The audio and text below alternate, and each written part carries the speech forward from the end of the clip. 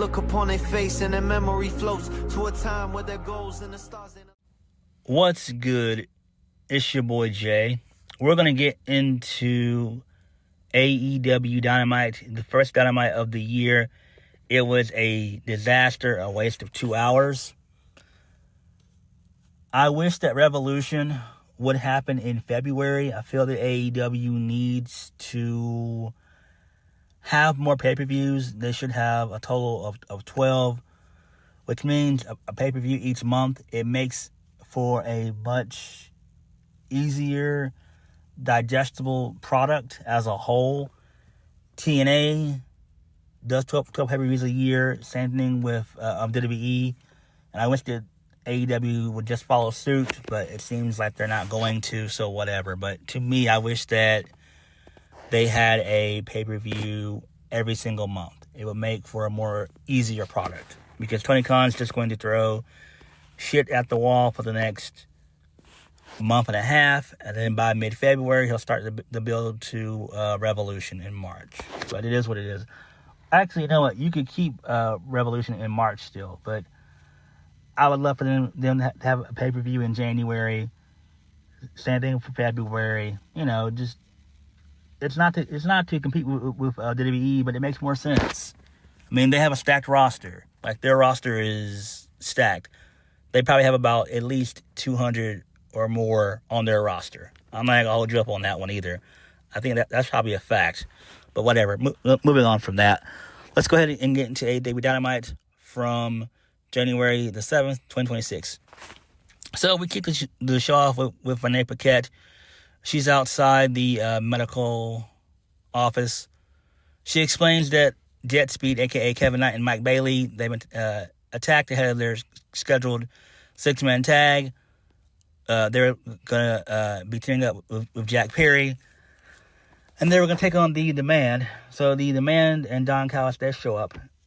Renee Paquette questions them about a possible bounty. And who took him out. And it was basically Jake Dole, a.k.a. Jake Something of TNA.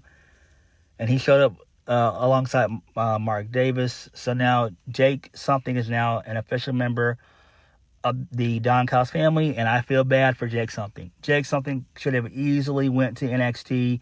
He would have killed it, and he would have done well on the main roster. I mean, come on. Like, Shawn Michaels would have booked him pretty well on the show, for sure, but it is what it is. To each his own. Moving on from that, this leads us into the first match of the night. Jon Moxley defeats Shelton Benjamin to retain the AEW Continental Championship. Match was pretty good. Moxley ended up winning via a roll-up because Shelton had him in a triangle, and then Moxley just rolled him up out of that for the 1, 2, 3, so that's fine, I guess. And then post-match, Moxley, him and Shelton Benjamin, they shake hands. Who gives a damn about this? When are they going to turn the Death Riders heel my bad. When are they going to kick out Jon Moxley from the Death Riders? Right? Like, come on. Like, let's get real.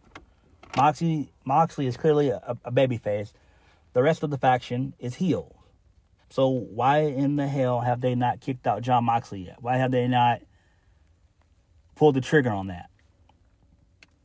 Again, 2 weeks ago, Jon Moxley was getting cheered at World's End. I don't know. I really don't know. But whatever. Moving on. So this leads us into The Demand versus the Young Bucks and Jack Perry. Don't care. The Elite win. Whatever. Post-match, the lights go out. Well, no, they don't. The Don Callis family, they show up. They beat up the Bucks and Jack Perry. The lights go out. So Andrade's in the ring with a new mask, which looked pretty cool. And then he's now with the Don Callis family once again. So whatever. They did this a few months ago. When he at the time was still under contract with WWE. Apparently all is right with the world. Who gives a damn? I feel bad for Andrade.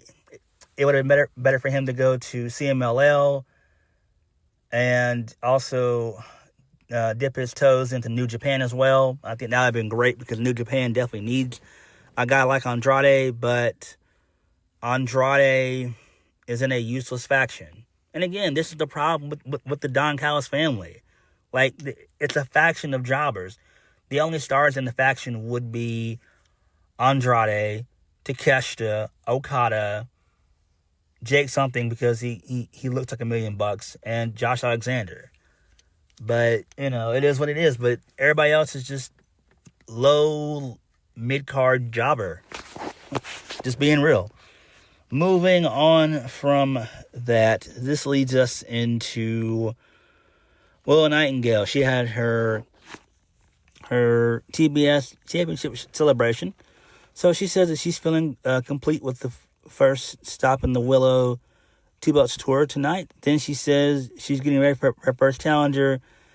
She voices her excitement for the celebration with Kris Statlander and Harley Cameron. She says she's been united with both the TBS championship and Kris Statlander. Then it says it's time to have some fun and eat some cake. She said she loves the fight and invites anyone who wants a shot at the TBS and AEW Women's Tag Team Championships, noting that she'll fight twice in one night if she has to. Willow says she knows that there's some of those in the back who want to crash her celebration, and she invites Mercedes Mone to show up. So Mercedes, she comes out. She's dressing like how Xavier Woods was dressing when he lost the tag titles earlier last year. So, there is that. And Mercedes is just acting like a real bitch. She doesn't really do much of anything. She just screams and shoves and pushes Harley Cameron and everything. She pies Kris Statlander. And then the babyfaces beat her up, basically. So, whatever. So Mercedes just, tears the cake apart and everything. Tears the table apart and everything. And then, like I said before, the babyfaces beat her up. And then Britt Baker... No, my bad. Statlander hits the Dr. Bomb on the cake. So, whatever. That's fine there, I guess. Do I care about this shit? No, I don't. I really, truly don't. Moving on, Bandido defeats Sammy Guevara. I didn't watch this match, even though I'm a fan of Bandido. I don't give a damn about Sammy Guevara. Why is Sammy Guevara still on AEW television? More importantly, why is he on the AEW roster? Why isn't he working on the indies? Him and Jack Perry should be on the indies, right? Let's just be real. That's what those guys should be. Not being an asshole, but it's the truth. It's the truth. They're not pillars. They never were. You only had two pillars in the company. Darby, when he's not doing crazy-ass stunts, and MJF. So those are the only two pillars that matter. Speaking of MJF, he showed up post-match. So MJF tells the fans to give it up for Bandido. Then says if anyone knows about Lucha Libre, it's him. With everything he's accomplished in Mexico, he calls himself a Lucha Libre legend. He's a bigger star than Bandido, and says because he respects Bandido's potential and the country of Mexico, he brought Cruz to translate for him. So Cruz speaks to Bandido in Spanish on MJF's behalf to reiterate what he had just said. So MJF continues to run his mouth and offers to wrestle Bandido on pay-per-view in 5 to 10 years. Yeah, I'm pretty sure AEW is going to be around in 10 years. I highly doubt it, the way this company's going. So, my bad. Bandido gets on the mic, and he says that he can speak English, and then he calls MJF a stupid son of a bitch. Then MJF hits Bandido with the Dynamite Diamond Ring. So, Bandido gets he blocks it.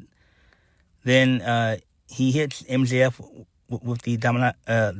He hits Cruz with the Dynamite Diamond Ring. And then he hits both MJF and Cruz with the 21 Plex to stand tall. And he looks at the AEW World Championship, and that was it. So pretty cool stuff there. I did like that. That was fun there. And I did like the Willow Nightingale celebration, but that was it.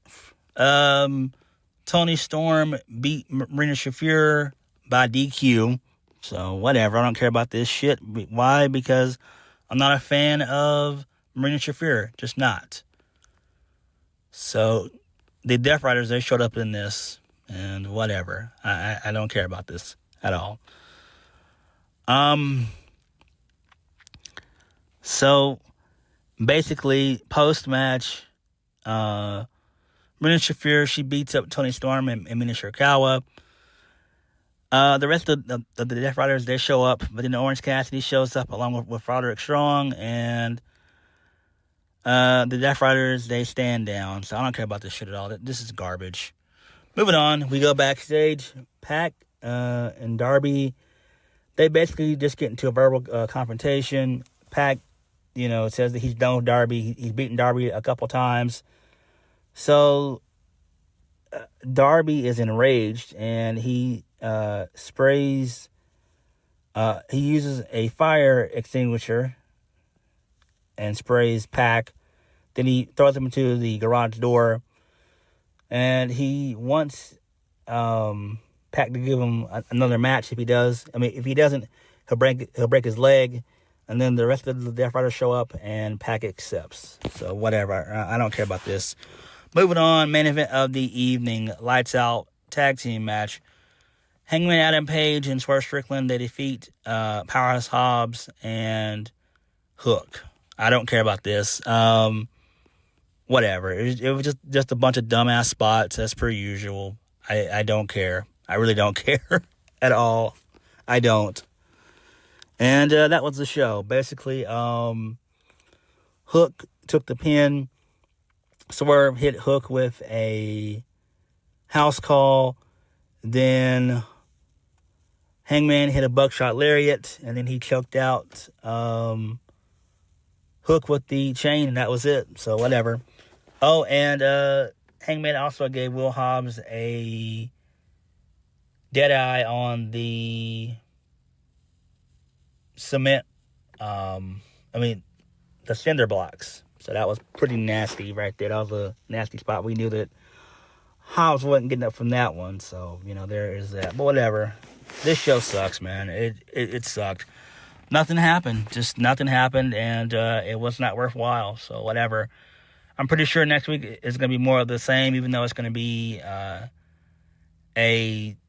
TV special. I think it's Maximum Carnage, I believe. Who cares? The only good on that show is going to be MJF and Bandido, and that should be fun right there. But we all know that Bandido's not going to win the AEW World Championship, so whatever. There's that. But this show sucks. But what did you guys think? Like, comment, subscribe. Peace.